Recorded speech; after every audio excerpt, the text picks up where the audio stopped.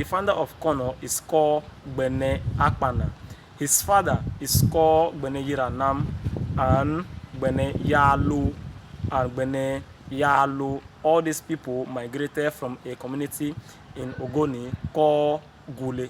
All these people migrated from a community in Ogoni called Gule. So when the father of Gbene Akpana, being Gbene Yiranam and Gbene Yalu, has passed away, Gbene Akpana proceed on the journey. He did not stop. If you are to trace the origin of Kono, where they come from, they actually come from a community called Gure in the same Ogoni. Kono in our language is called Nekene. Piakene is called Kono.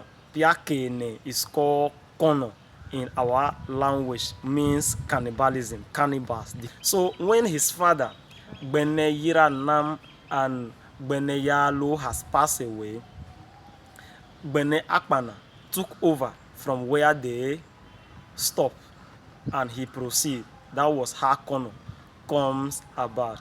Kono is, if I'm to translate it to English, is cannibals, is cannibalism.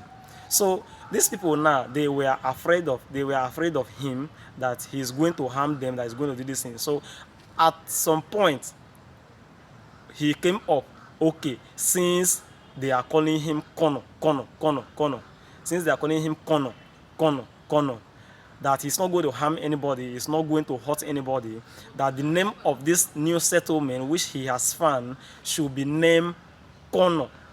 The name of this new settlement which he has found should be named Kono, after the name they were calling him, Kono. So the founder of Kono is called Gbene Akpana. The forefathers of Gbene Akpana is called Gbene Yiranam and Gbene Yalu. They all migrated from a community in Ogoni called Gure. They all migrated from a community in Ogoni called Gure.